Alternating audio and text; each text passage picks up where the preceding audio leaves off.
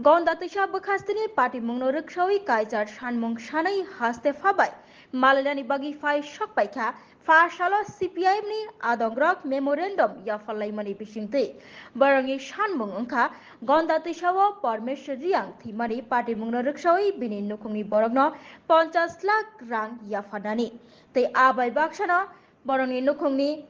Borongni Bishingo Khoroksana Shebogrunani Shanlaika CPIM ni Adongrok Abai Bakshana 100% compensation Yafanani Shankha Te refugee Tongai Rogna Nangmani medical Te Nangmani Gundarok Te Nungnani Bagai Te Kaham Rog Yafanani Shanlaika Abai Baksha Te Koboni Shanmung Shanai Jotoi Kaijar Shanmung Shanai Haste Fabai Malalani Bagi Fai Shokpaika CPIM ni Adongrok Memorandum Yafalaimani Bishingtei Te Borani Shanmungotai Botongo Saya Khainai Rogno Dati Romui Mazra Runani Bagai Haste Hapa Je Romze Rogno Dati Romui Mazra Runani Shankha Kaijar Shanmung Tishalaimani Bishingtei CPIM ni Adongrok একটাই agenda সেটা হচ্ছে গন্ডাতুইসা মহকুমায় গত 7 এবং 12-13 জুলাই যে অমানবিক এবং দুর্ভাগ্যজনক ঘটনা ঘটেছে পরিস্থিতির যে সামগ্রিকতা আমরা গত 3 তারিখ সেখানে ভিজিট করেছি এবং সেখানে মানুষের সমস্ত যে ক্ষয়ক্ষতি সেগুলো আমরা নিজেরা চাক্ষুষ করেছি এখন আমাদের যে পর্যবেক্ষণ এবং 8টি দাবি আমরা সামগ্রিকভাবে গন্ডাছড়ার পরিস্থিতির উপরে এগুলো আজকে আমরা মাননীয় রাজ্যপালের হাতে মহামান্য রাজ্যপালের হাতে আমরা তুলে দেব এবং ওনার কাছে আমরা আহ্বান করব তিনি যাতে একবার এখানে যান কারণ সংবিধানের কোনো কিছু ওখানে নেই পুরো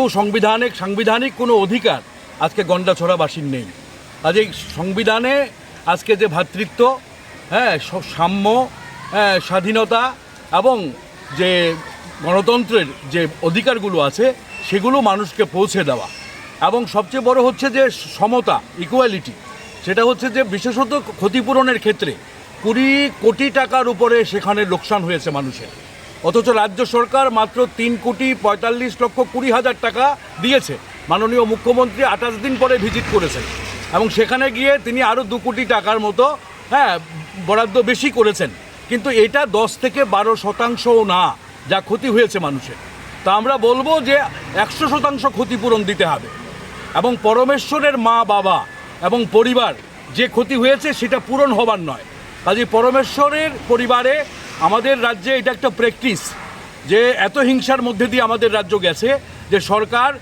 কেউ যদি হিংসায় মারা যায় সাম্প্রদায়িক হিংসায় তাহলে ওনাকে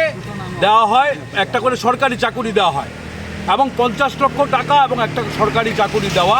আর বাকি যে 165টা পরিবারের ক্ষতি হয়েছে তাদের 100% ক্ষতিপূরণ আমরা চাই এবং রাজ্যপাল যাতে মহামান্য রাজ্যপাল এলাকা পরিদর্শন করেন মানুষের দুঃখ দুর্দশা শুনেন ওদিন দুর্ভাগ্যজনকভাবে মুখ্যমন্ত্রী কাছে মানুষ তার দুঃখের কথা বলতে পারেনি তিনি এমনভাবে পরিবেষ্টিত ছিলেন শান্তি দ্বারা যে ওনার কাছে মানুষ কোনো কথাই বলতে পারেনি তো কাজে আমরা বলবো যে তিনি সাংবিধানিক প্রধান সংবিধানের রক্ষাকর্তা রাজ্যপাল কাস্টোডিয়ান কাজেই রাজ্যপাল সংবিধানের অধিকারগুলো রক্ষা করার জন্য যাতে তিনি যান এই আবেদন এবং এই আমন্ত্রণ আমরা ওনাকে জানাবো এবং 8 দফা দাবি আমরা তুলে দেব। Thank you.